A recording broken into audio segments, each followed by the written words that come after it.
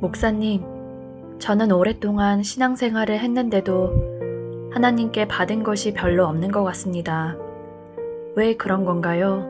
궁금합니다. 알려주세요.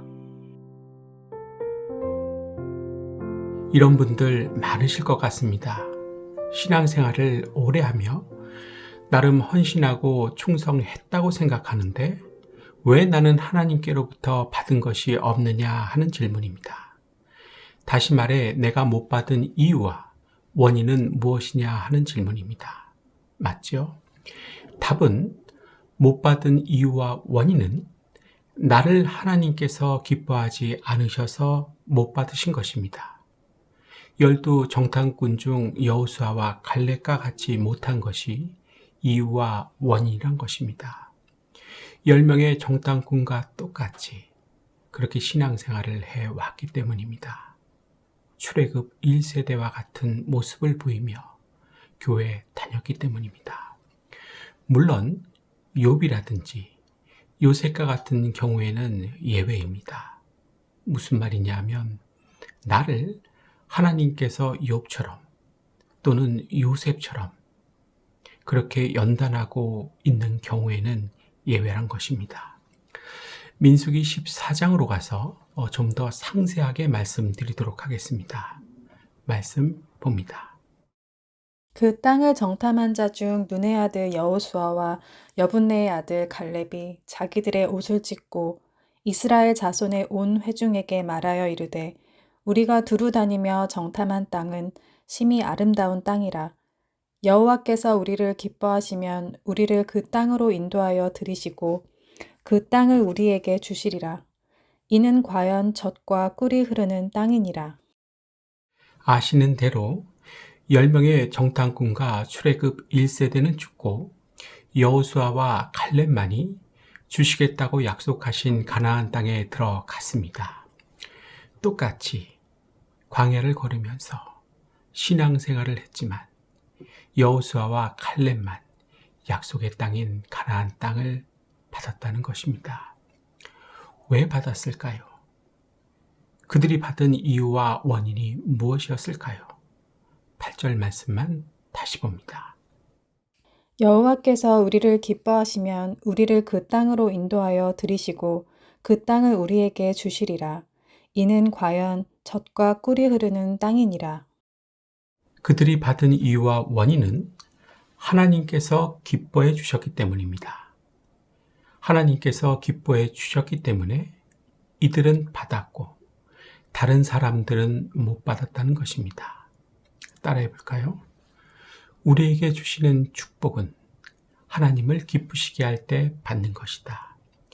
10명의 정탐꾼과 출애굽 1세대와 같아서는 절대 못 받는다. 사랑하는 성도님들, 오랜 시간을 교회 다니면서 신앙생활을 하셨는데도 하나님께로부터 받은 것이 없으십니까? 하나님께서 당신을 기뻐하지 않으시기 때문입니다. 중요하니까 우리 큰 소리로 따라해 볼까요? 하나님께서 나를 기뻐하지 않으시기 때문에 안 주신 것이다. 겸허한 마음으로 나에게 주시는 하나님의 음성으로 들으실 수 있기를 바랍니다. 그렇다면 여기서부터가 중요한 것입니다. 잘 들어주세요. 여호수아와 갈렙, 이 두 사람은 왜 하나님께서 그렇게 기뻐해 주셨을까요? 그것은 다름이 아니라 눈에 보이는 피부에 와 닿는 현실과 상황보다는 약속의 말씀, 하나님의 말씀을 믿었기 때문입니다. 믿음이 하나님을 기쁘시게 했다는 것입니다. 히브리서 11장으로 가봅니다. 믿음이 없이는 하나님을 기쁘시게 하지 못하나니 하나님께 나아가는 자는 반드시 그가 계신 것과 또한 그가 자기를 찾는 자들에게 상 주시는 이심을 믿어야 할지니라. 사랑하는 성도님들, 하나님께 나아가는 자는 반드시 믿음이 있어야 합니다. 현실과 상황이 아무리 절망적이더라도 하나님을 믿어야 합니다. 그래야 여호수아와 갈렙과 같이 받는 것입니다. 약속을 받고 복을 받는 것입니다. 아무리 신앙생활을 오래 해도 교회를 열심히 다녀도 하나님을 믿지 못한다면, 그래서 기쁘시게 못한다면 받는 것이 없게 되는 것입니다. 그렇다면 우리가 믿어야 하는 하나님은 어떠한 하나님이십니까? 민수기 6장에 기록되어 있습니다. 여호와께서 모세에게 말씀하여 이르시되 아론과 그의 아들들에게 말하여 이르기를 너희는 이스라엘 자손을 위하여 이렇게 축복하여 이르되 여호와는 내게 복을 주시고 너를 지키시기를 원하며 여호와는 그의 얼굴을 내게 비추사 은혜 베푸시기를 원하며 여호와는 그 얼굴을 내게로 향하여 드사 평강 주시기를 원하노라 할지니라 하라. 그들은 이같이 내 이름으로 이스라엘 자손에게 축복할지니 내가 그들에게 복을 주리라. 여호와 하나님께서 모세에게 직접 말씀하시죠. 어떠한 하나님이십니까? 첫째, 복을 주시는 하나님. 둘째, 우리를 지키시길 원하시는 하나님. 셋째, 은혜 베푸시기 원하시는 하나님. 넷째, 평강 주시기를 원하시는 하나님. 다 주시는 하나님. 모든 것을 주시기 원하셔서 주고만 싶어 하시는 하나님입니다. 주는 하나님이란 것입니다. 따라해 볼까요? 하나님께서는 한마디로 주시는 분이다. 그럼 우리는요, 당연히 받는 자, 받아야 하는 자인 것입니다. 생명을 받고, 육신을 받고, 그래서 세상적인 복도 받고, 세상적인 복 그러면 알레르기 반응을 보이시는 분들이 있으신데요. 그것은 완전히 잘못된 것입니다. 왜죠? 하나님께서는 복의 근원 되시기 때문입니다. 복 자체이시기 때문입니다. 그런데 복을 싫어한다면 하나님을 싫어하는 것이 되는 것입니다. 더욱이 영적인 복만을 말하는 것이겠습니까? 아니지요. 영적인 복과 세상적인 복, 우리에게 필요하고 있어야 하는 모든 복을 말하는 것입니다. 앞으로는 당당하게 복의 근원 되시는 하나님께 두 손 내밀고 복 달라고 하시길 바랍니다. 또 무엇도 주십니까? 구원도 주시고 천국도 주십니다. 맞죠? 이렇게 하나님께서는 주시는 분이고 우리는 받는 자인 것이 분명한데 내가 지금까지 살아오면서 받은 것이 별로 없다면 둘 중 하나입니다. 믿음이 없어서 하나님을 기쁘시게 못해드렸거나 10명의 정당꾼들과 같이 출애굽 1세대들과 같이 불평과 원망과 반감으로 기분 나쁘게 살아와서 하나님을 기쁘시게 못해드렸거나 둘 중 하나인 것입니다. 성도님들, 제가 묻겠습니다. 어느 쪽입니까? 믿음이 없어서 믿음으로 살지 못해서 기쁘시게 못해드렸습니까? 아님, 세상과 벗이 되어서 불평, 원망, 반감으로 살아와서 기쁘시게 못해드렸습니까? 어느 쪽입니까? 자신은 알 것입니다. 사랑하는 성도님들, 원래 우리 인간은, 피조물은 창조자에 의해서 살아가야 하는 존재입니다. 의존을 해야 살 수 있는 존재란 것입니다. 맞죠? 잘 한번 생각해 보세요. 우리가 공기가 없이 살아갈 수 있습니까?